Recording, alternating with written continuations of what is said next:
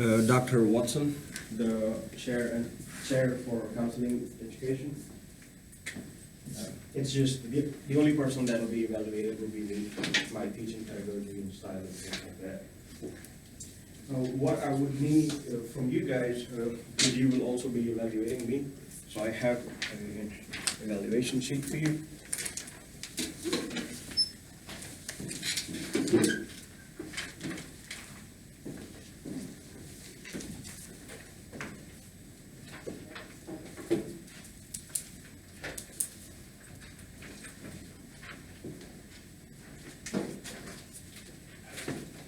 If something on this evaluation sheet does not make sense, just let me know.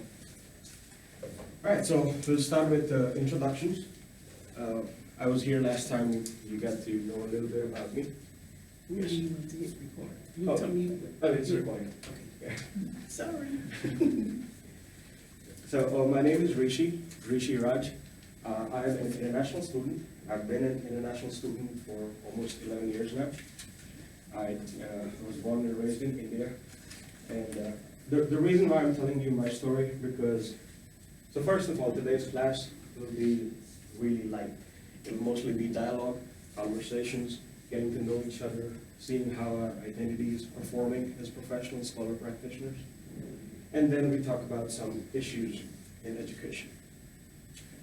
So, born and raised in India, I went to an all-boys Catholic school from kindergarten to 12th. After completing my 12th grade, I came to the U.S. as an international student. So that was 13 years in an all-boys school, and then I came to Texas Women's University, which was the ratio, could anyone guess the ratio between women to men at Texas Women's University? 80-20. 93 is to 7. That was the ratio. I'm not gonna lie, coming from an all-boys school, it was really fun in the beginning. I used to brag to my friends back home. But I think getting into the second year, the logistics started to get much more real. Being the only guy in class, you could never skip class. The professors would know you. I lost count of how many times I had to hold the door for women coming in. And once there was one time where I got late for an exam because the elevator could only hold up to 68 people. I was in the elevator, a whole bunch of women walked in. I walked out and took the stairs. So these little tiny things, I didn't realize all of these acts back then, what they stood for, what they meant. But now part of my research is a lot of reflective piece. So I look back at all of these and think about the facets and the knots in our society, the expectations. So I finished all of that. I do my undergrad and master's from Texas Women's University, both in business, accounting, and finance. When I was coming over to education, the most common statement was, you're leaving an accounting job which pays really good and going to education which pays nothing compared to that. So it was a tough choice, but once it was clear what I wanted and what I wanted my impact to be, it was a really easy choice. Which brought me here 2 years ago. I'm enrolled in the educational leadership program, almost done with my courses. I take comps this semester. Hopefully I clear comps this semester. And hopefully I graduate in December. My research involves looking at international student identity development, because the term international student is a term defined by the United States government. Every country who hosts international education, they define the term differently. And along with the term comes your strengths, your weaknesses, your threats, your opportunities, everything. So the term itself carries your identity. But my research will look at, through self-narrative, it'll look at how international students define identity development for themselves. But that is about me. Let's get to know you guys. I would want your name, how far you're in the program, are you K-12 or higher ed? And my question, I have a question which I feel really, I can really get get to know someone, right? By questions like those. So the question will be, what would be your impact? If you could have, once you're gone from this beautiful world, what would be your legacy? What would be your impact? What would you want that to be? So let's start. Who wants to start? Yep. Brianna Jackson. This is my second semester in the principal admin program. I got my master's in reading, and then I switched over afterwards for this. And so I currently am an elementary ITA, so I coach teachers how to teach. And my impact, I feel though, would be, I want to leave with, I have a strong belief that everybody can learn, no matter race, no matter disability, anything that comes from just my special ed background. So I would want teachers and admin, everybody to advocate for their students, and that all students would have the same opportunity to learn, and they wouldn't be put in different units, and I mean, everybody is just given the same fair opportunity. Okay, so access, equity, equality. Nice. Who's next? Yes. I'm Madison O'Brien. I teach high school. I teach technical theater. I should graduate in December. And my impact would probably be to help students realize that they're more than just one identity, that they can identify as several things and still hold true to themselves, and don't have to pick just one of it. The intersectionality. Mm-hmm. I forgot to switch on my, would you want to type on this PowerPoint? Oh, it'll be smart. That'll be the theme of our session today, education and democracy.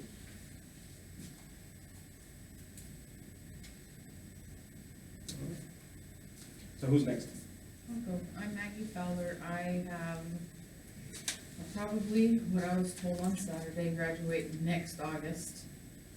So, I have 2 more classes to take in the Ed Leadership Program. I am the only counselor at West Cecil Junior High for my 500 level kiddos. And I guess my impact would be love. Like, I love all my kiddos, no matter what they are, how they act, you know, what they tell me, I still love them. And I try to tell them that every day.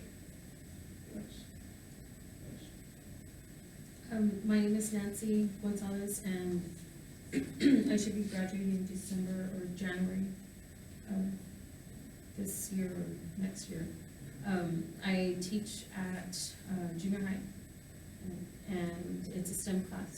So I've been teaching for about 11 years, 12 years already. And my impact on that I would like to leave is having students to know more and to grow a love for science, because I'm seeing like a decline in it since I've been in the business for so long, and I want them to learn to love science again. Nice. My name is Taylor Hubbard, and I work here at the university in financial aid. I should graduate in December, and I'm more on the higher ed side. And I think something that I'm really driven by is I really would like to see college become something that's more, I guess, accessible or friendly for those who would not normally be able to go. My name is Samantha Barrera. I work here at the university as well in the registrar's office. I should be graduating in May 2021, next year. And my impact also is making university accessible and just being there for students that may think it's harder to get in or need help, with registration. Just trying to make easier ways for them to be able to access, online registration, and accommodating them with their needs and stuff to get involved and get into school, higher education. Nice. I love all of your impacts. They are different yet connected. I mean, the three of you, you all talked about access, and you talked about much more profound values. It'll be an exciting class. Impact is such an underrated or understated word. Sometimes we forget how heavy it can be. It can change not just individuals, but generations, families, their past, present, future. There's a 16th century mystic poet from India, and he said, he talked about when we die, everybody, when we die, our goal is to hear from people who come over to visit our funeral and everything. We want people to be saying that he or she died, departed from this world as a good person. That's what we want to hear. But it's so much more important to hear that when we depart from this world, we leave the world a better place, a good world, instead of being a good person. I think impact, a lot of times impact is not visible, but it's so much more important. So let's talk about the agenda that we'll go through today. We will cover topics like access, educational activism, equal representation and voice of different student populations. And we'll be doing these using activities and case studies that will hopefully result in beautiful dialogue. Does anyone know about Paulo Freire? And read Yes. the Red Book. Yes. The Paulo Freire, Paulo Freire was a Brazilian educator, activist. He wrote about praxis, and this was, Brazil during Civil War. He wrote about praxis, how reflection on your thoughts, words, and actions, and then combining that reflection with dialogue results in action that transforms systems in place. So with that thought, I'm going to begin this session. The first case study is Texas Tech University.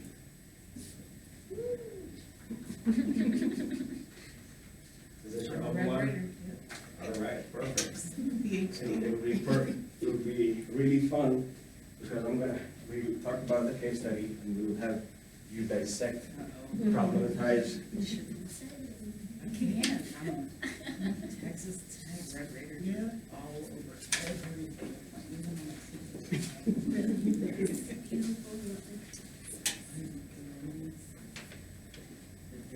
So these are the guidelines for the activity that we'll be conducting twice today. We have 3 and 3, so I think those will be our groups. To go over the guidelines is pretty simple. One person assumes the role of a timekeeper and facilitator. You go over the article and highlight what sticks for you, and then we have a discussion about that. So just to give you an idea, it's about Texas Tech University, and it recently got its HSI designation, Hispanic Serving Institution designation. That's what the article talks about. So go ahead, I'll give you about, I think 10 minutes of the rest will be good. And then we'll get into discussion.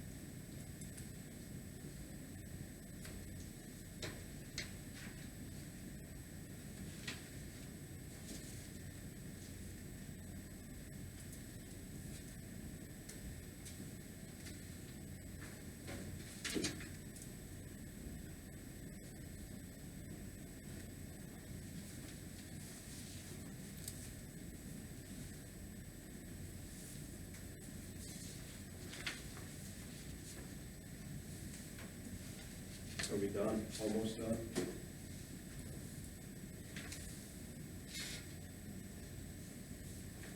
So we can maintain efficient time management. What we'll do is, I'm glad that everybody noted down their points. We'll have one group do this activity to save the last word for me because it involves everyone. So we'll have this group, let's say, covers this Texas Tech article. Our next case study will is on Baylor University, so in what that one will use your dialogue. Are you guys ready? Okay. Who's going to be the timekeeper, facilitator? It says 7 minutes, but it might not take that long because you're not 4 people.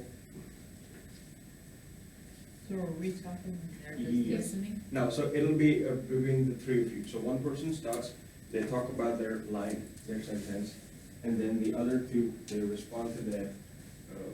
If there's any question, the first person replies back, and then we repeat the same process with the second and the third person. Then they talk about their chosen sentence. And so the question is, what will these 3?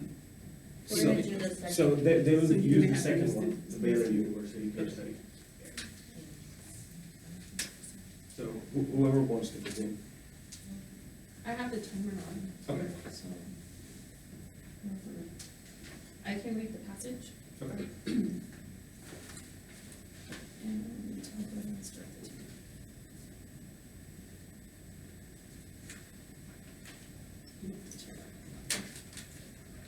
Okay, I need these minutes. Okay, the passage that I have is, this is an important distinction for Texas Tech University, said President Lawrence Shervonek. We will be one of the 10 Carnegie Tier 1 institutions to receive this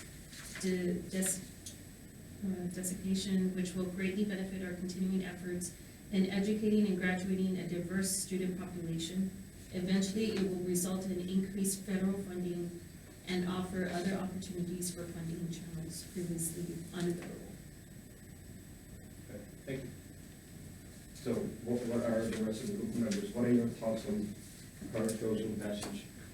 I put a star next to it and underlined, eventually it will result in increased federal funding and offer other opportunities. So my thought was that, yes, will be one of 10 Carnegie, but he's focused on the federal funding a lot within the passage.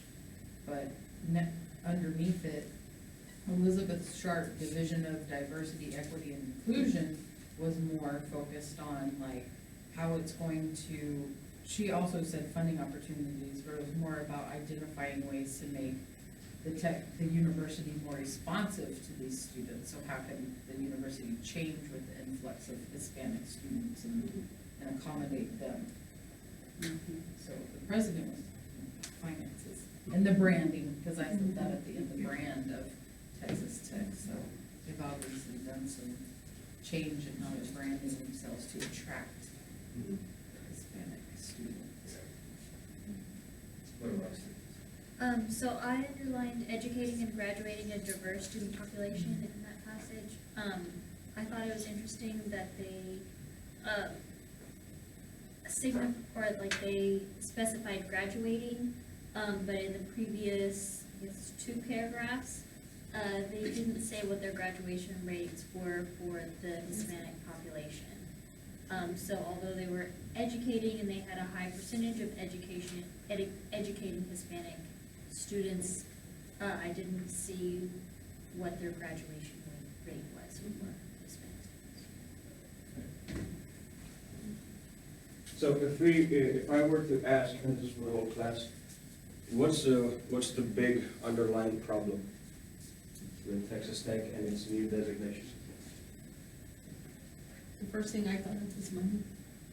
It's really about the funding and what kind of funding they're able to get. Okay. Just by reading that passage, all I saw was dollar signs and new opportunity to bring in some more money to help. See, I saw that too, but then I also, when they started talking about recruiting, because you talk about the I-35 corridor, you're talking about you know, TCU, SMU, all those places like Austin, San Antonio, and you're having to get people out to Lubbock. Well, these people from San Antonio don't want to go to Lubbock. That's very strange. It's a weird place. Lubbock is a weird place. But, you know, that's far away from home, and if you think about the culture, the Hispanic culture, it's very family oriented, so don't leave me, stay here, you know, so how long will they stay, like you said? What will be the graduation rate? You know, if they will stay and graduate from Texas Tech, or will they move back home, or, so I was thinking more like culturally aspect and dollar signs. And that's what I saw here on this other paragraph too, that there is research in that, with the Hispanic culture being more family oriented and, you know, not wanting to leave home and having to stay close to the family just in case, you know, something happens. So, let's talk about Lubbock. You mentioned Lubbock is a weird place. I haven't stayed there. I've been there a couple of times, not long enough to speak to that. But let's talk about the average person in Lubbock City or Lubbock County. What's the race of that person, the average person? Is it Hispanic? No. What is it? White, it's white. So how does a university in Lubbock, Texas, West Texas, and there's no other competitors, the only other one is Lubbock Christian University, how did they get this HSI designation? But by the way, does anyone know how the university gets an HSI designation? The percentage, of- 20 that they needed 25%. Yes. full-time undergraduate. So that means once you hit 25%, you get that designation, which also means if you lose that enrollment, the federal government takes that designation away from you. So every year, that list changes. So what Texas Tech did, it invested heavily in online education, distance learning. That got their enrollment, Hispanic enrollment, above 25%. By distance learning and online education. They've This- also been like nationally ranked in baseball, basketball, you know, like, that's a branding Yeah. for them also, as they're out there. I follow college sports, and I don't know what's wrong with Texas Tech. It's like every year they pick one sport, hey, we're gonna excel in this sport, and not worry about the others. Then next year they pick a whole other sport. Yeah, this year it's baseball, last year was basketball, The year before that was football. football. So, as you can see, Texas Tech, 1923. In 2015, it got its R1 tag. And in last year, it got funding for being an HSI. So let me show you this.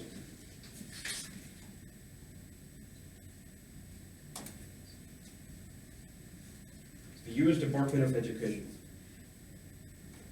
defines what an HSI is. And over here it talks about the purpose. So in 3 different forms, in 3 different categories, these 3 discretionary grants, the purpose is to expand educational opportunities for and improve the academic attainment of Hispanic students, expand and enhance the academic offerings, program quality, and institutional stability of the colleges and universities that educate the majority of Hispanic students. So both of these purposes are specifically designed, and they both have the term Hispanic student population in there. So let's look at some other interesting stuff. Let's see how our university defines, because as an institution, your vision and your mission will dictate everything. Your resources and your plans, your goals, everything. So if you look at the mission, it specifically says, even though if I had to critique this, I would say that it touches on its HSI status very vaguely. But it does mention that the university's federal designation as a Hispanic serving institution provides a foundation for closing educational gaps. But if you look at Texas Tech, so it's 3 paragraphs. Can I have 3 volunteers who would read a paragraph each? And I can make this bigger.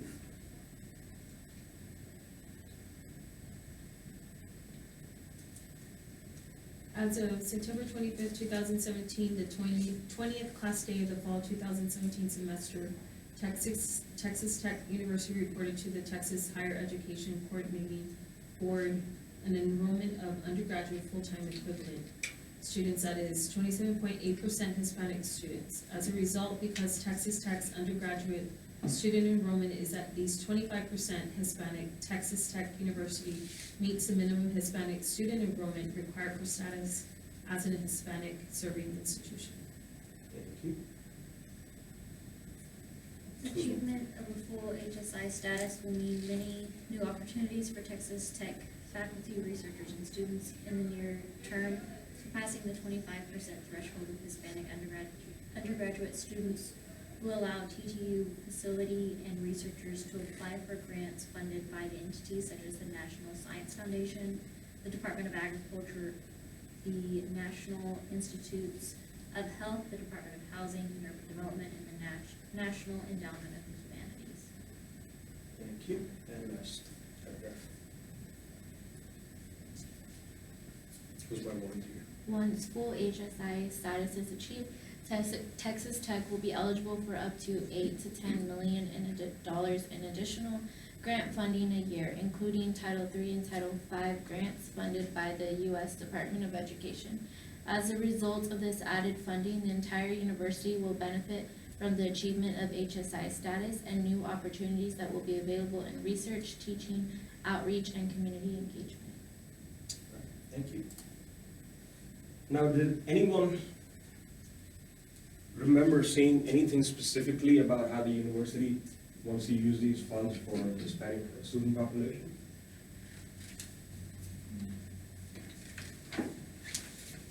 So what's the underlying problem over there? What? Yes. Probably should, but I think that the underlying problem is that the HSI is based strictly on enrollment and numbers, representation of undergraduate students. Yet the funding that's received, we're not seeing, or there's no articulation of a plan, strategic plan, or any plan of how to use that money for expanding opportunities for the students. Rather, it's saying in 2015, Texas Tech got their R1 institution rating, meaning that they have to have a certain level of research activity and productivity from their faculty in general. That research activity could be in any topics. It doesn't have to just be topics related to undergraduate studies or Hispanic studies.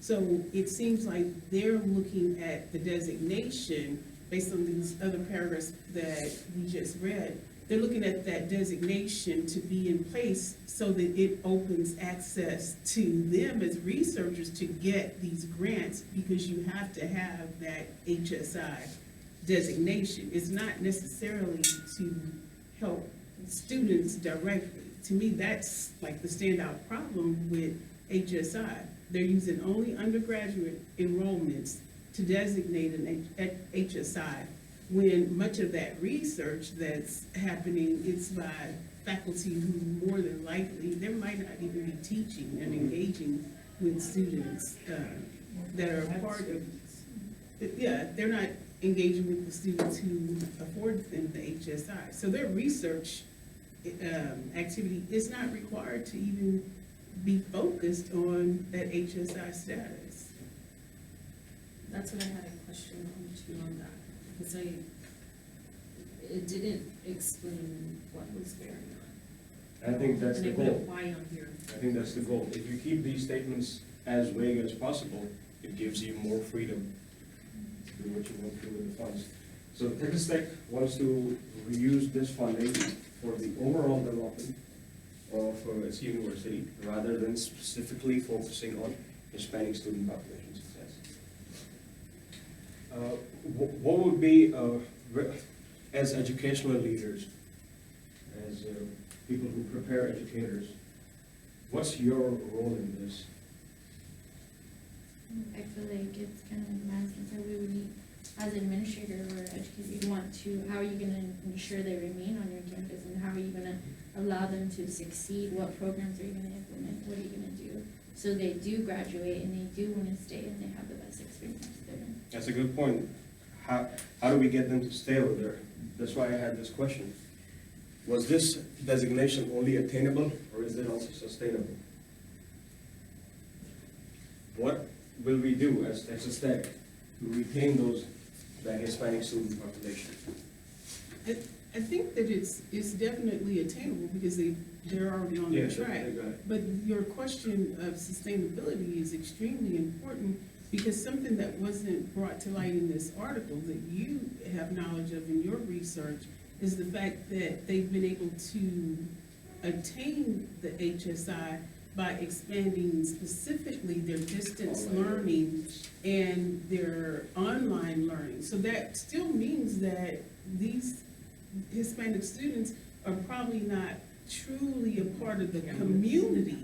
They're full-time enrolled, but they're not physically, they're an optic, or they're a number, but they don't have any optic force there on the campus, which is another problem in and of Yeah, it's another itself. layer on They're top. I'm a number rather than a name. I feel like they're identifying like as a Hispanic, like they're educating the Hispanic population and they're making their, like it's helping their name, but yet there's not that percentage of Hispanics on campus actually there. Right. So how are they gonna be able to help them, you know, if they're bringing in all this money, you have these students that are online, how are they gonna help somebody that's like thousands of miles away?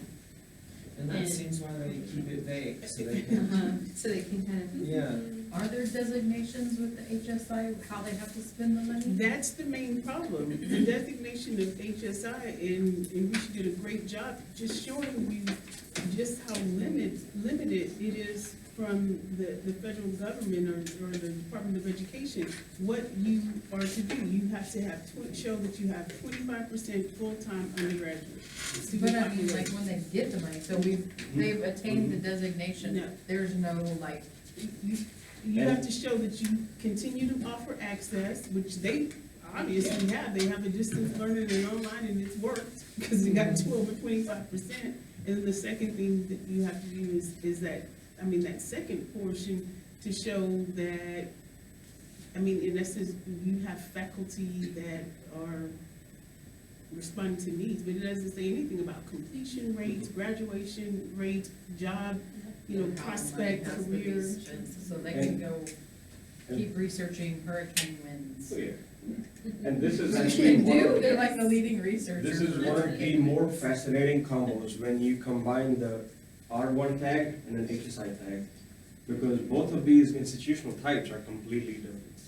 A research university, specifically an R1 university, finds finds a better return of investment on graduate education, because that yields in research. And HSI focuses on closing gaps in access and affordability to Hispanic populations. So that, and HSI focuses more on undergraduate enrollment. So so combining both of these tags and still having a successful model, I mean, this just happened, they got their funding last year, so it'll be really interesting. And that could be one of the reasons why they don't have the enrollment data and everything. But it'll be interesting to see how long they can sustain this. It'll be interesting to see how TAMU-CC does it, because we're an HSI and we are heading in the direction of, at least our goal is to become an R1 university. So Dr. Edwards mentioned faculty, which is where I was headed. Did I give you one? Yes.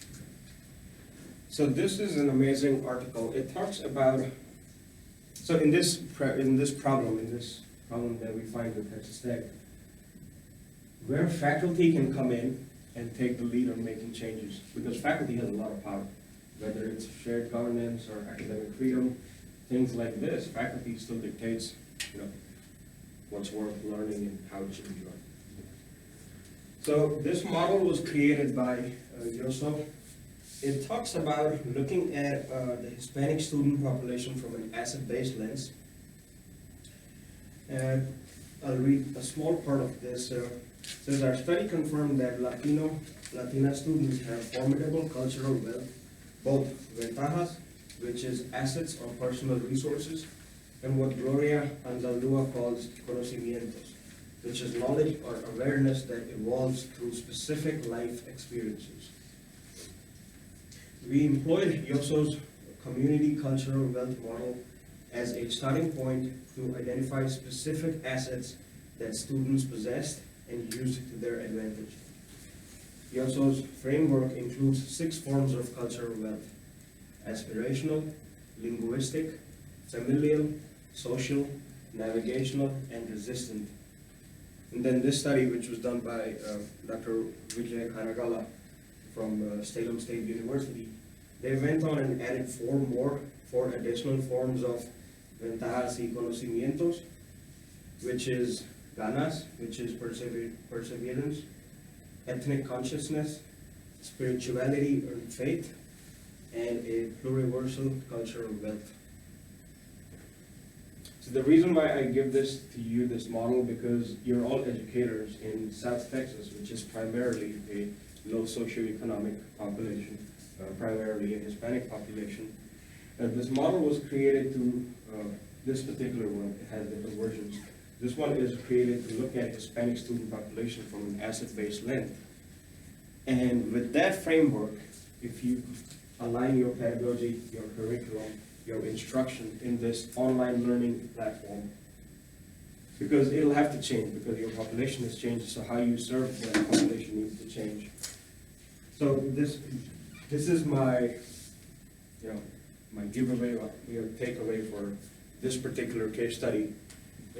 And try to see how this model applies, or does it have any place in your roles, in your professional identity, whether it's as an educator, as someone in administration, scholar practitioner, etc. Any questions on this? How's everyone feeling so far? Good? All right. All right, so let's move forward. Next up, we have a thought-provoking question, a philosophical chair. So we'll do the same thing. We'll have agree, disagree, neutral. You guys can stay seated. And as we discuss and have a dialogue, if your views change, which is perfect, then feel free to let me know and talk about your views and how they changed. So our statement is, by Thomas Sowell.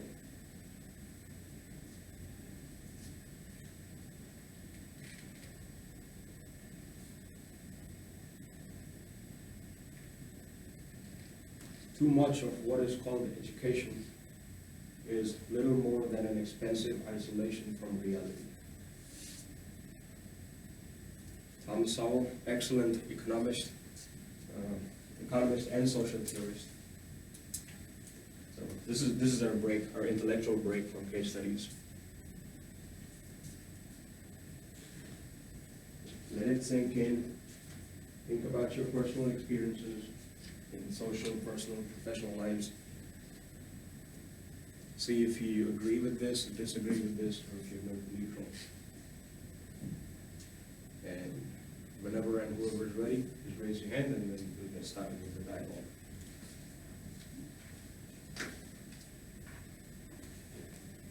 Yes?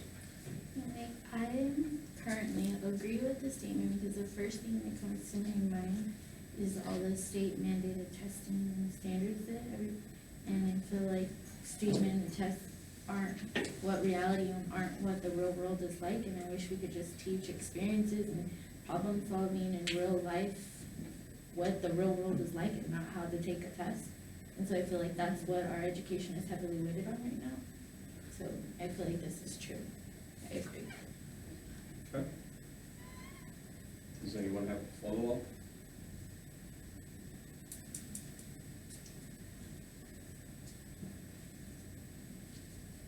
Agree, disagree, no? I feel like it's pretty similar to what she said because I think a good majority of the students who do go to college, and let's say, maybe the expense for it is not a burden to that family unit or that student, then being there and being told by your parents are priorities for you to be studying there, meaning you don't need to get a job, that can also be very synonymous with an expensive isolation from reality. You're just kind of there, and let's say you're really smart, so maybe it's not challenging for you to be there, then, I mean, you're really doing very minimal to have all of your other real life priorities that you're gonna have when you leave kind of being handled for you. So in that sense, it can be an expensive isolation from reality as well. Thank you. Do we have anyone who disagrees? Or is just not confident about agreeing? Well, I guess I'm like going on both Neutral. Yeah. These are not these are not absolutes. I like to think of these as, this as a spectrum. Mhm. Everybody has their own points. What do you think? Too much of what is called education is an expensive isolation. On the agreeing part, that it can be an expensive isolation for reality, like now, going to graduate school and then undergraduate, and it can be expensive. You're looking at it from the collegiate level. It can be very expensive in that sense, but I disagree because we have our students, speaking from, the public school, it's a free education for them. And the students have this free education that can, educate them to get ready to go to the collegiate level and go into that expensive isolation for reality. But right now, it's not to them. I guess that's where I'm like on the fence on both things. And to kind of piggyback on Nancy's perspective or her philosophy of being kind of neutral, as she's saying, I kind of agree with one part of this, but I don't agree with another part. Just to play devil's advocate, I'm gonna say I can disagree, and I'll support my disagreement based on my philosophical rationale. When we think about too much of what is called education, I'm disagreeing with the sense of what is too much. I don't think we have been able to gauge what's too much, because what's too much for some has not been any for others, in that when we think about our diverse population. So I disagree with this idea of what's too much, because we haven't been able to gauge that. But what we do know is that sometimes education, many times, and in the past and even now in the current, education has not been accessible by everyone. And then when we go into this, part of the statement that says is little more than an expensive isolation, I think that it's been an inexpensive isolation for those who have not had access. So that's one way Nancy helped me formulate my rationale to be in disagreement with this particular statement. I think that I agree with the statement, but I think that it's not so much just the responsibility of the educators. I think education can refer to the education that a parent may be giving, or society may be giving. I went street cred, like, Yeah. or when I was younger, I would wake up and I'd be in the Grand Tetons or something, so, education is not always formal education, it's like you said, the real learning experience, the experiential learning, and to me, that is, you can go out and do that for free. And we have a lot of social institutions. Family is a social institution. Religion is a social institution. Our social circles. So you were I mean, like, yes, the formal education, yeah, my student loan bills, holy crap, yes. But education is not always formal education. I mean, my students educate me daily, you know, what they start calling the vape pens now. Or what do you got, you know, so I'm learning from them, and they're up to 10. Thank you. Any other thoughts? So I'll add my thought. The first time I read this, the word expensive to me did not stand out in terms of finances. The word expensive to me meant that this structure, it gets us so far away from reality that coming back to reality is a very expensive process in terms of time, resource, money, everything. All right, so it's time for our second case study, which is beloved Baylor University.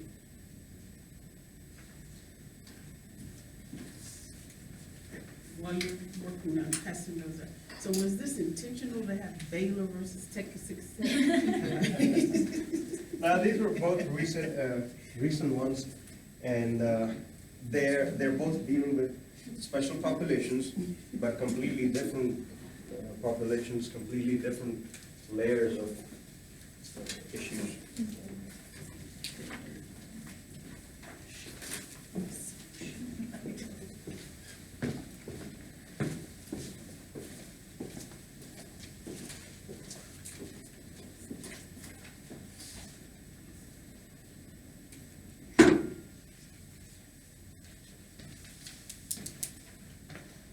We're reading, have you started our clock on reading? Yes.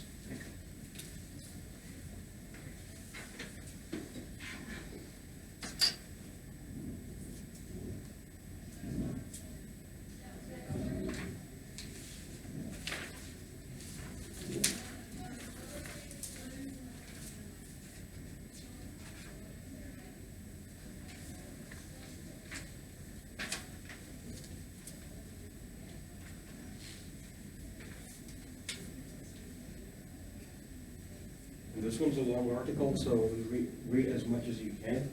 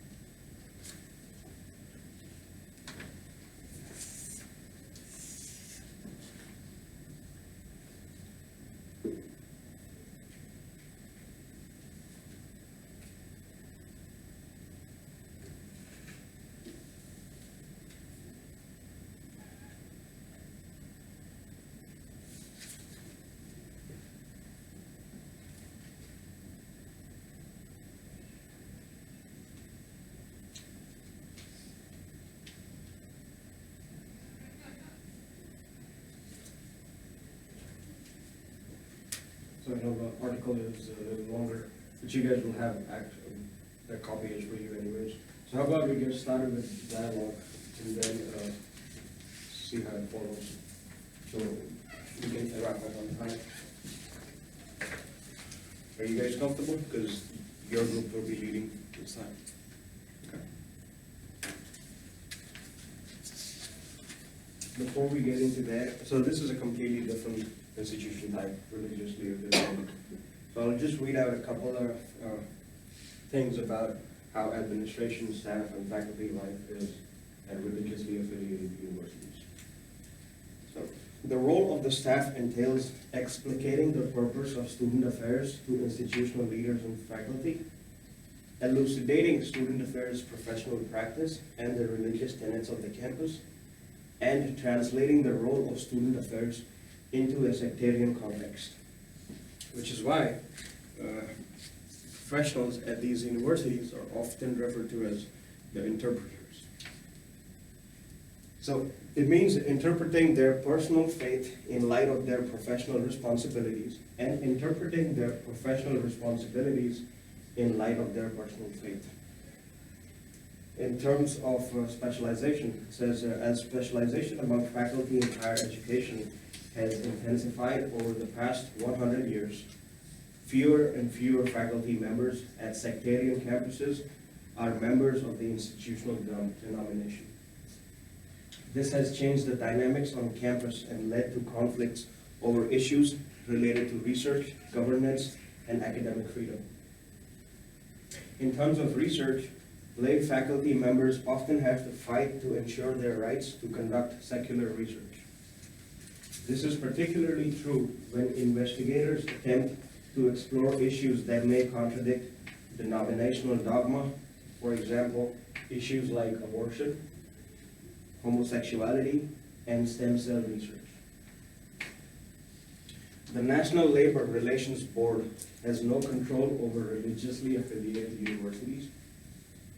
Faculty members on these campuses complain that they have no role in the governance structure of the campus and they cannot unionize to garner a greater say in that governance system. So these are some of the pointers, and don't allow this to give you a bad impression of this institutional time, because numbers prove otherwise. I brought up the issues so that we can have a critical dialogue. Religiously affiliated universities, institutions have one of the highest graduation rates compared to other institutional types. So let's talk about what Baylor did, what happened at Baylor with this specific population. Let's start. Who wants to start? Are you still timing?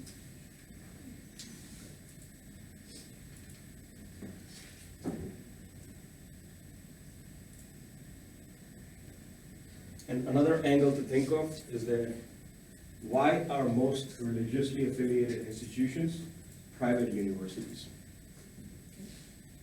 Because not everything from the U.S. Constitution applies on private campuses.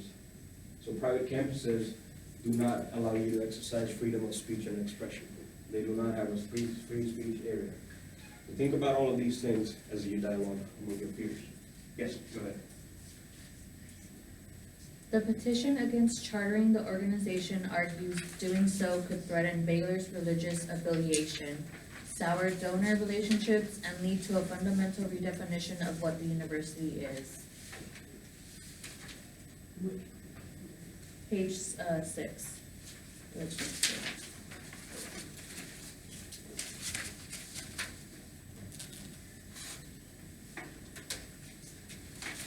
Did everyone get that, where she was reading it from? Could you read that again?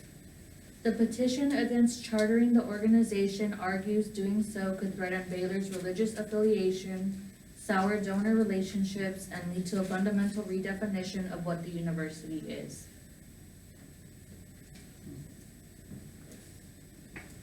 So, I feel like your statement, and then I kind of highlighted something that was done. On page 3, I started, the university stated that they are focused on how we love and care for all of our students so that they have a healthy, safe, and nurturing learning environment in which to be successful at Baylor. So I feel like that their own statement contradicts what, then they're not providing it for all students. They're not providing a safe and fun, nurturing learning environment. What about you? I felt like the argument kind of almost falls apart a little bit when Greta Hayes on bottom of page 2, she mentions, she's the spokeswoman for the Council of Christian Colleges and Universities, and she says that all private higher education institutions, quote, have the right and ability to ensure that officially recognized student groups are consistent with their missions. So I think she's saying, okay, well, if we're not consistent with the missions, then it ties back to souring donor relationships, losing the identity. Who are we? Because now we're just trying to please everyone, and now we're losing it. So now I'll open it to the entire class.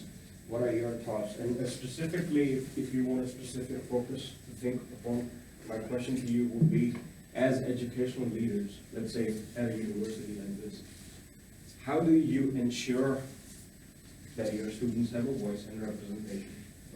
And literally every student, you're not just talking about it on paper. And simultaneously, you stay faithful to the institutional mission and vision. Because there's a reason why there's almost 11 or 13 institutional types in the US in higher education, and everyone has their own mission and vision, specific student population in mind. So how do we do that in thoughts?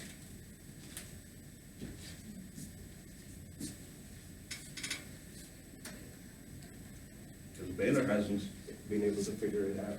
This has been going since 2015. I just have like a background question.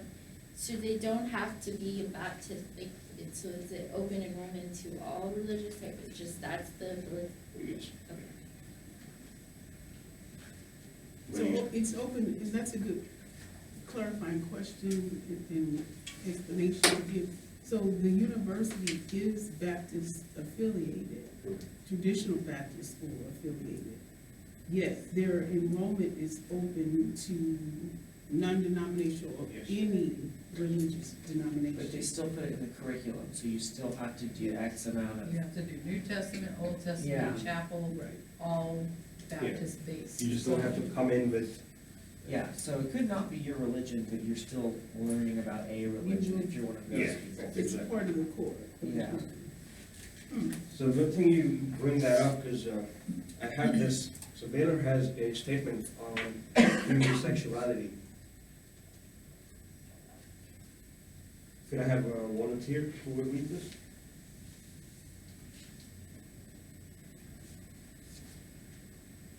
Baylor University welcomes all students into a safe and supportive environment in which to discuss and learn about a variety of issues, including those of human sexuality.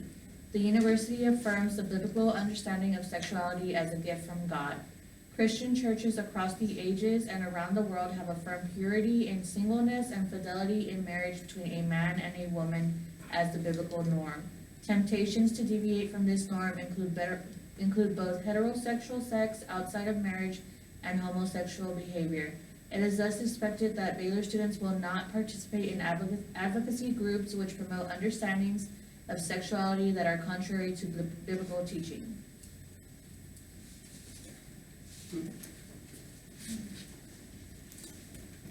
You don't want us to read that second paragraph? Oh, that was just about contacting the counseling Oh, center if you if need they're help. struggling. Yeah. No, it didn't say if you need help, if they're Oh, struggling. is there struggling? To believe. So it seems to very like pushing their. The university encourages students struggling with these issues to avail themselves of opportunities for serious, confidential discussion and support through the Spiritual Life Office or through the Baylor University Counseling Center. Because you're struggling. And in contrast to this, they have, and this one's really long, so we won't get into this, but they have a really strong commitment to diversity and inclusion. I think, I So, mean, and I'm not dominating, I'm just thinking, maybe this is something that, our colleagues in the class are thinking about on page 5. As they have taken this, the biblical text and outlined it in the component that you just shared, they even go as far in their misconduct policy to reference homosexual acts alongside incest, abuse, offenses subject to disciplinary procedures guided by constructive forgiveness. But it's okay for the football team to sexually assault. It's like, but the homosexual acts of misconduct, but acts of infidelity are not specifically forbidden, but if we go back to their teachings, I think, infidelity It or, does mention it specifically. sex outside of matrimony is not as explicit, it's not a misconduct. It's not in their misconduct policy, but it is in their teachings. Did the, It's a big difference, because it's on their statement, but it's not a part of policy. did their, the human sexuality tab that you were just on, did it say, it says, like within the sanctity of marriage or whatever, but did it say heterosexual marriage? No, it talks about temptations to deviate from this norm, which is man and woman, Oh, okay. include both heterosexual sex outside of Gotcha, I marriage see, okay. and homosexual behavior. Legally. So this is a fun case. But the misconduct policy really centers around the focus on homosexuality. Homosexuality, not the other one. Right, not, marriage outside, sex outside of marriage. Interesting. So what are some thoughts about this? I just thought it was interesting how a student that signed the petition, like, against the LGBTQ said, like, I came to this school that is clearly a Baptist school that says that it is Baptist, and I want you to then stop being Baptist for me. I feel like that was real closed-minded, because it even said, like, some students, they don't know they're gay, and so, they start, in college, and they start, like, finding their own self-identity, you know what I mean? So I thought that was interesting how that student was real closed-minded, and it makes you think, like, well, how many closed-minded people are obviously at that university and not willing to accept change? I feel like it seemed like they kept doing this petition and it just was being put on the back burner, like, oh, we'll get to it, Yeah. we'll get to it. Because there was no clear timeline of when it Yeah. had to be approved. And It's I'm 5 sure years now. Other Still. ones have been approved faster, but this one just kept getting put on them.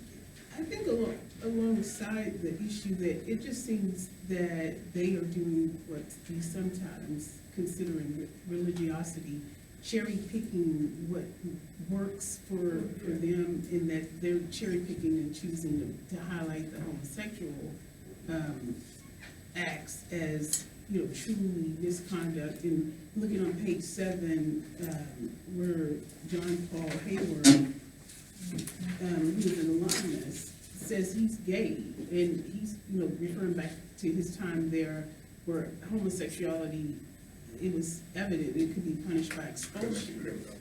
Yet, we're talking about this, we're talking about specifically the whole idea of homosexuality, but when we go to the very beginnings of this, of the article on page 2, they indicate that the petition that was signed that argued that the group should not be given their charter was 110 of them. And for the 3,200 who signed a petition that said they should be given their charter, that accounted for 2% of the school's students, faculty, staff, and living alumni.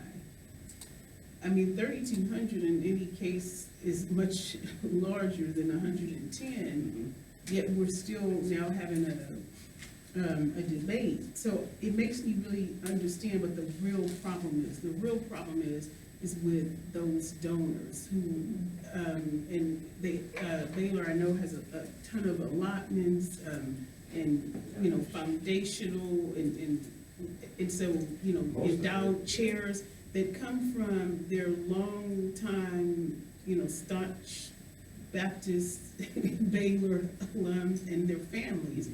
And it just seems like they're prefacing the past, the historical, because that's where the money is generated from, over the current, you know, the current students, faculty, and staff. Even the trustees, the Board of Regents at Baylor is appointed by the church.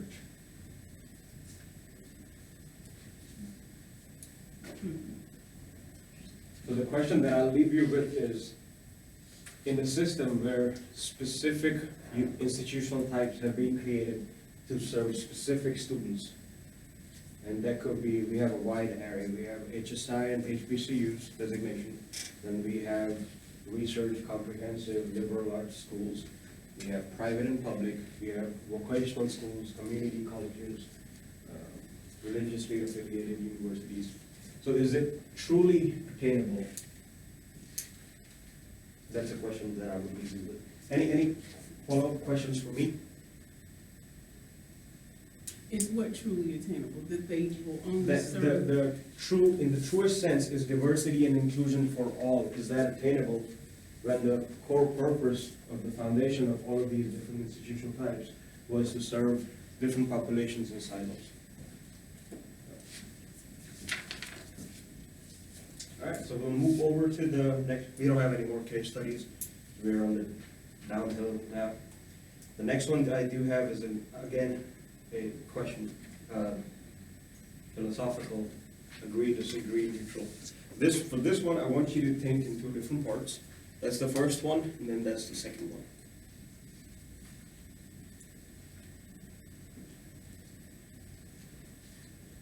So if there were two people, and the first person said this, and the second one said this, who would you side with? Or would you have a completely different contrasting narrative?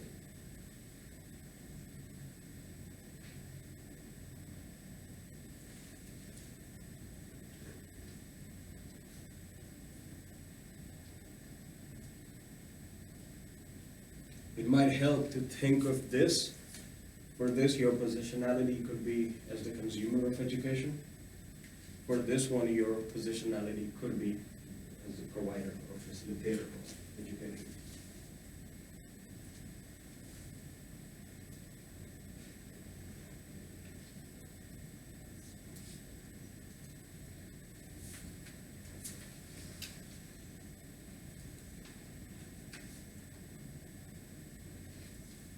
And whoever's ready can begin.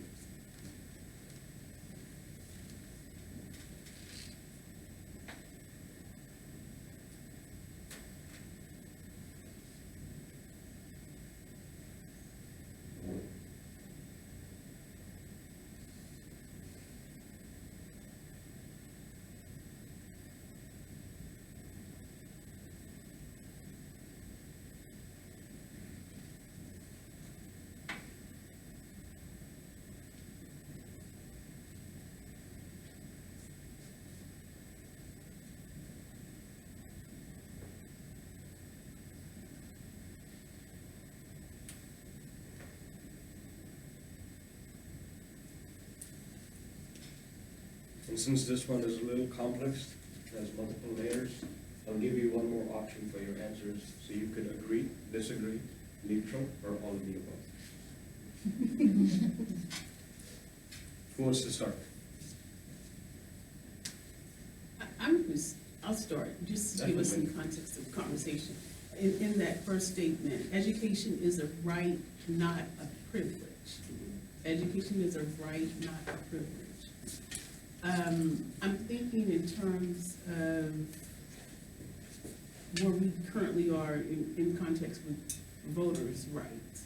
So you have the right to vote now if you are from any race, culture, all of the other protected rights. You can vote at least in this country, you have the right to vote. However, that right to vote can be taken away from you if you become incarcerated, convicted of a felony. So you no longer have a right to vote forever and ever and ever, even after you're released and you've served your time. I'm saying that if education is truly a right and not a privilege, then why do we take the right to vote away from those who've been incarcerated?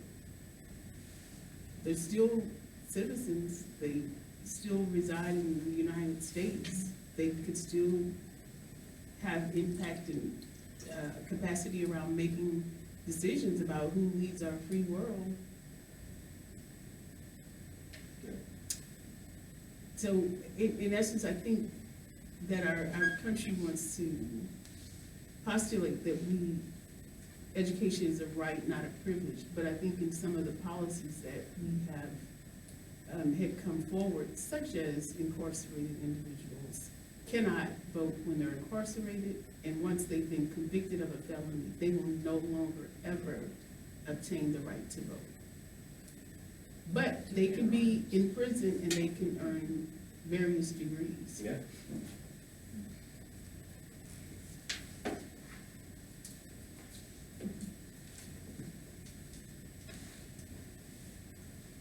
I know it's a lot to unpack over here. Is it a right? Should everyone have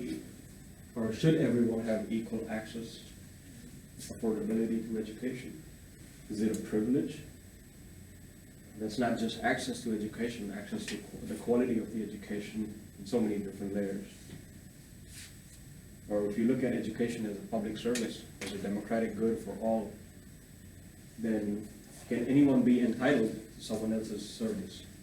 I had flashbacks of Himmer's law class. To me, I think it can probably be both on it. It can be, it's our right for being, US citizens to have that education. And probably in other countries, it's more of a privilege, I think. And so I'm like, on the fence on both of those. It can be either or. Is there anyone in the class who has an absolute stand, agree or disagree? Or is everyone somewhere in the middle?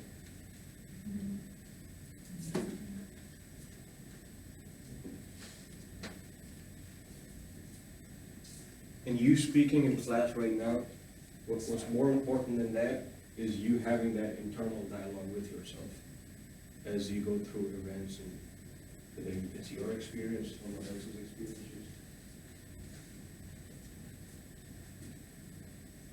If there's no more thoughts on this, no more questions on this, we can move forward to the last part of the class. Okay. That's a lot to chew on. Should've been first. All right, so This is the philosophical For the rest of the class.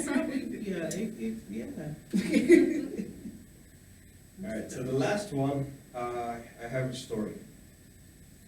It's a story about an educational activist. And it's a story about, the person is from India. It's important because we're looking at, India becoming almost a global power. It's the largest democracy, largest English-speaking democracy, and largest producer of doctors and engineers, things like that. But even with that, it has huge gaps in the educational system. Whether you look at education as a service, as a good, as a right, as a privilege. So we talk about Anand Kumar.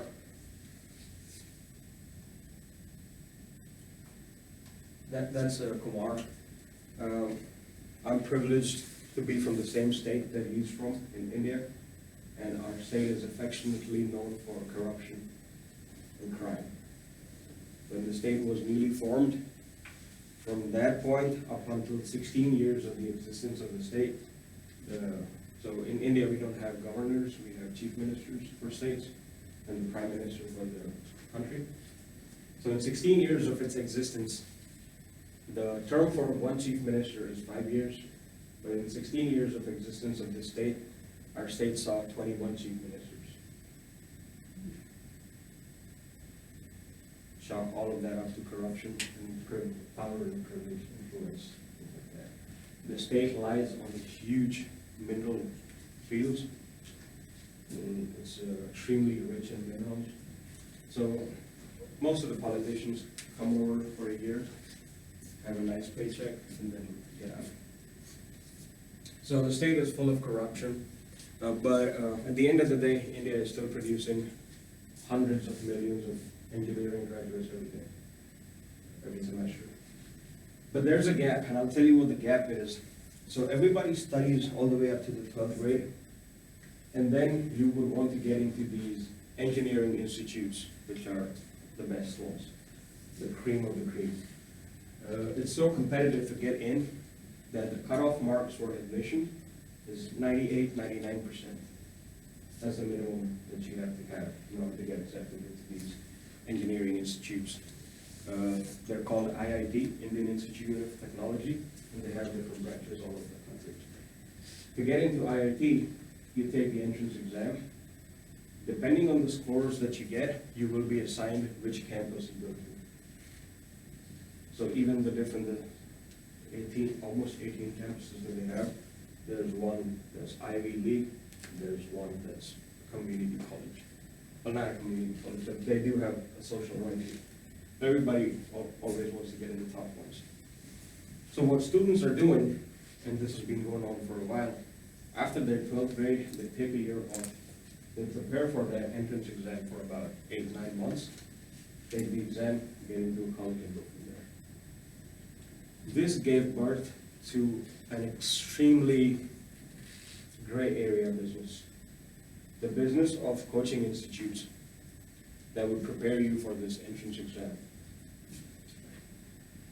So now, with this background, I'll jump back to Kumar's story. Kumar was born in a very poor family, but he was extremely intelligent. He's still alive. Extremely intelligent. At the age of 13, he filled a gap in one of the more popular mathematics theories. His article got published in one of the journals from Cambridge University, Mathematical Gazette.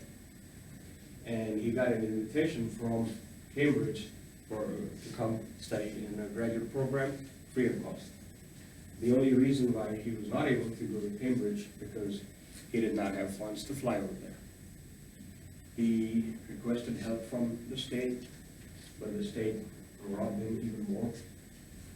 His father who would earn, if you're talking about US dollars in today's day, he would earn about $5 a day.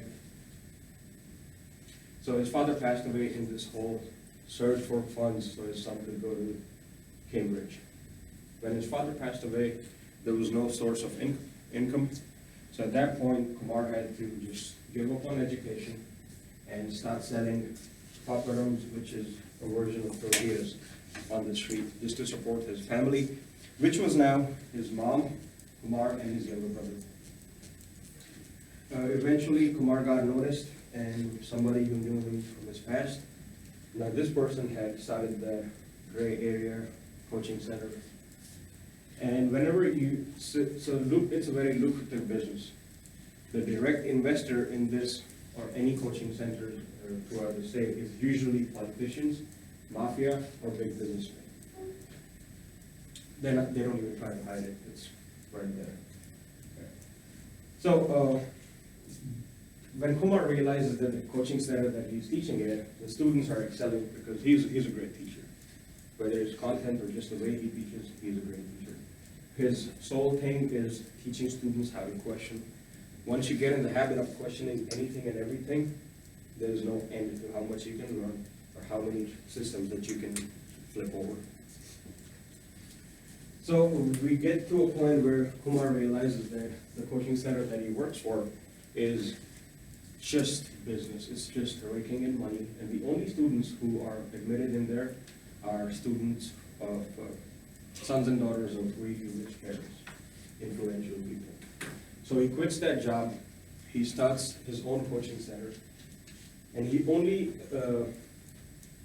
brings in students who are extremely poor and underprivileged, who have absolutely no access to, or they cannot even afford any sort of education. So he does that. Him and his brother, they decided that they would give these 30 students 8 or 9 months of education and prepared them for the IIT entrance exam. Of course, this had to come with a lot of remedial education because these students are not educated. Along with education, you need a lot of other things to survive and be successful. You need food, you need a roof over your head, you need clothing. So Kumar and his brother decided that they would provide all of this. So once they did the math, how many students we can support, the magic number was 30. So they came up with their school called Super 30. They would house 30 students every year. This has been going on for 15, 17 years now. And almost every year, this is one of the toughest exams to crack. Almost every year, he has had 100% of his students make it to the IIT. Today, his students, his former students, are working for Amazon, Apple, Facebook, Google, for governments of different countries. Today, it's such a funny, life is such a funny thing. Just 2 months ago, Kumar was invited to Cambridge as a guest speaker in the Department of Mathematics, the same university that his father died to get him into. Kumar has also been invited to Yale, and the second university in the US that Kumar will be coming to is UC on April 7th and 8th. And I'll forward Dr. Edwards more information about that, so if you guys could attend that, it would be amazing. April 17th, I'll give you more reasons, 7th and 8th. 7th and 8th. Yeah.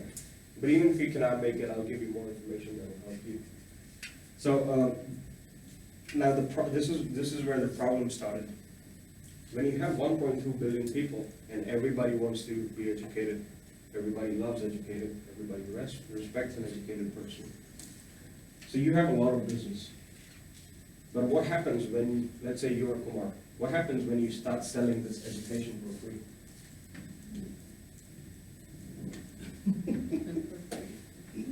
You're gonna make a lot of people upset. He had a bouncy on his head, and he probably still does. So this guy has had 8 assassination attempts.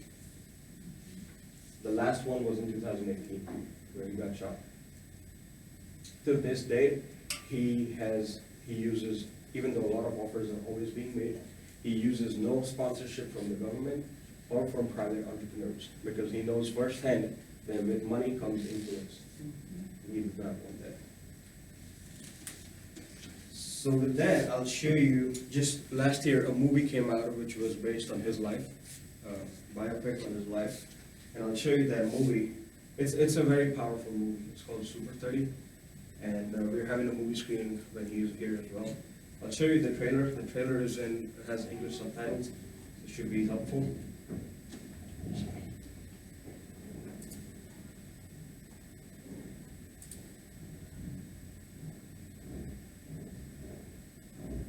That is not.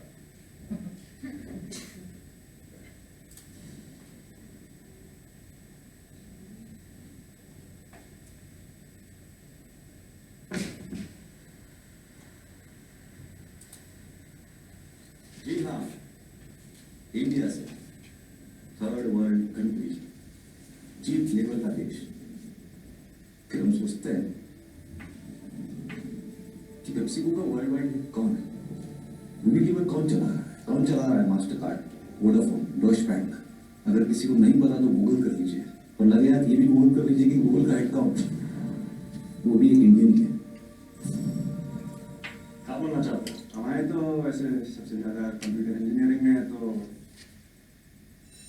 बन जाएगा। ये अनंत Kumar ji, brilliant teacher, ये पढ़ाएंगे आज से आप लोग। इन्होंने पढ़ा दिया तो आप वीआईपी लोगों की वीआईपी एंट्री होगी आईटी में।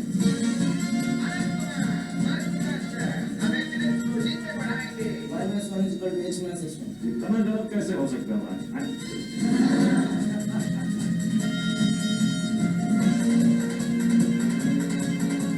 ऐसा स्टार बनाएंगे आदमी को भी दुनिया देखेगी, करोड़ों कमाएंगे। आनंद जी अपना सेंटर शुरू किए। कोचिंग, आनंद जी, ये चीटिंग है, चीटिंग है ये। किस्मत ने बच्चों के साथ जो किया वो क्या सत्यवादी है, साधन नहीं थे, चीटिंग नहीं तो और क्या आशीर्वाद है। पिताजी क्या करते हैं? ड्राइवरी करते हैं, कचरे का ट्रक चलाते हैं। नमक की फैक्ट्री में मजदूरी करते हैं। पिताजी नहीं है। ये अमीर लोग अपने लिए खूब चिकना सड़क बनाए, हमारे गांव में सब बड़ा बड़ा गड्ढा खोद दिए, लेकिन यही वो सबसे बड़ी गलती करती है, हमको सड़क छलांग लगा सिखाती है। जब समय आएगा सबसे बड़ा और सबसे लंबा छलांग हम ही मारेंगे।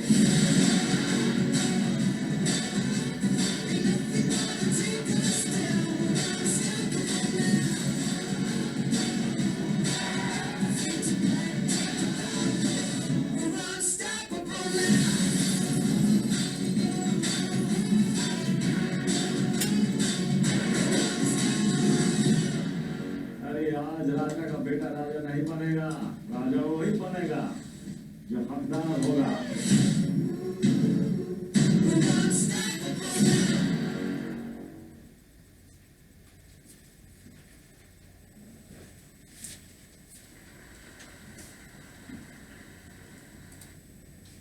Okay, any thoughts? It's a really powerful movie, really powerful story, and he's doing this day in and day out. That's why I loved when you guys said that what your impact you would want it to be in areas of access. I think he is a wonderful example of servant leadership when it comes to providing access to the underprivileged in education.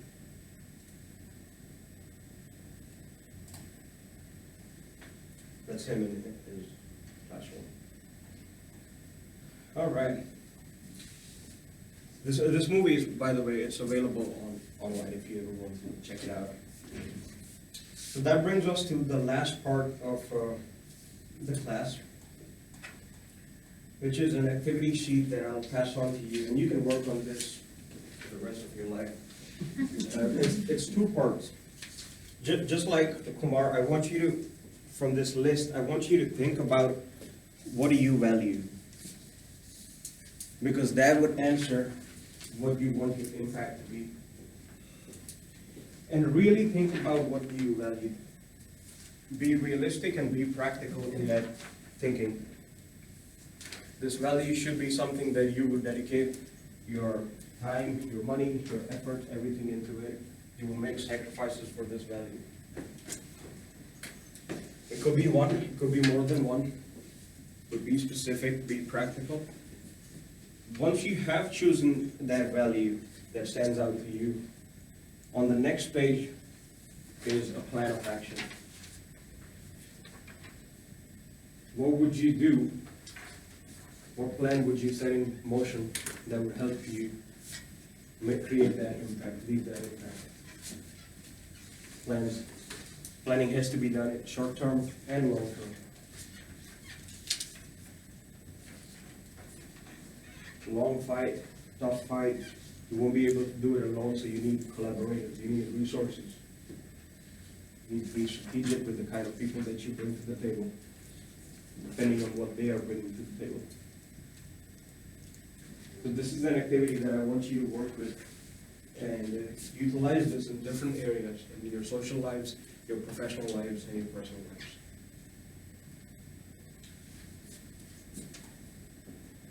Okay. That brings us to the fun part of the class.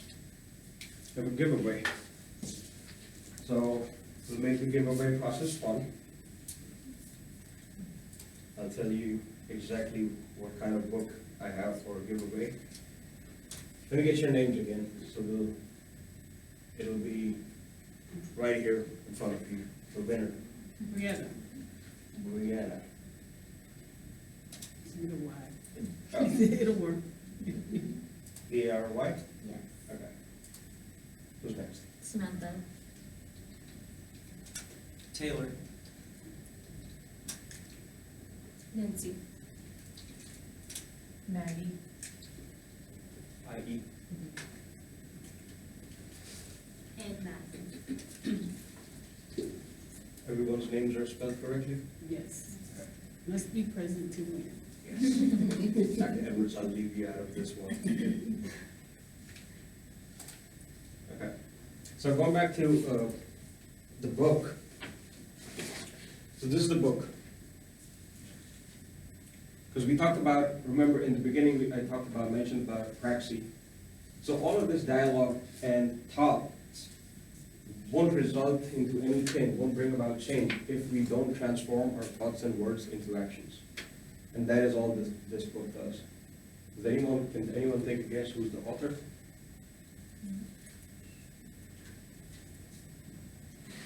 Does that name sound familiar? Amy Aldrich Sanford? So Dr. Sanford is a professor of communications and our associate provost. I met with her this morning at an event. She signed this book. I told her it's for this class, we're one of the feature educators. So she has a message over here. She left some name space over here. She said that if any of them, whoever the winner is interested in getting their name on here, just have them come over to my office. But excellent book, talks about activism and educational activists, social justice heroes. All right, so let's just. And more importantly, talk about an access point for you all as aspiring leaders to be invited to engage with Dr.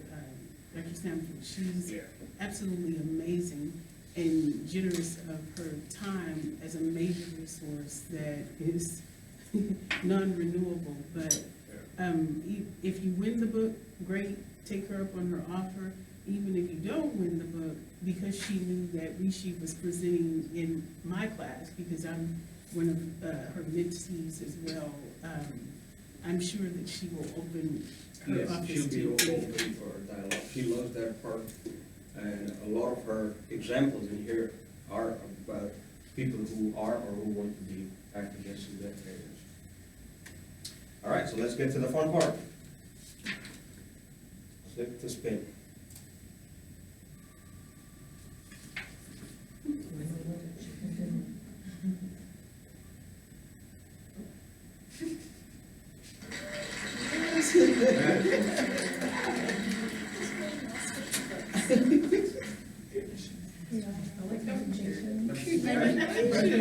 This book is not going to be, you don't have to cover this book for any exam. I'm not getting ready. However, you can definitely use that book for your master's comp exams. Yes. With that, I would like to say thank you to each one of you.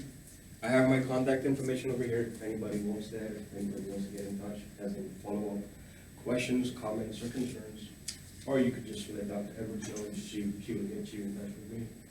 It has been a pleasure. This was the first time I taught a master's level course. We also have a doctoral student here. Amazing opportunity, amazing experience. You guys have, you're not just saying things out just to say it out. You're talking from experiences and you're where you want to go. And I loved every single response about the impact that you want to create. And if I can help anyhow, I would be lucky to. Any closing thoughts or questions? Any questions for me? All right.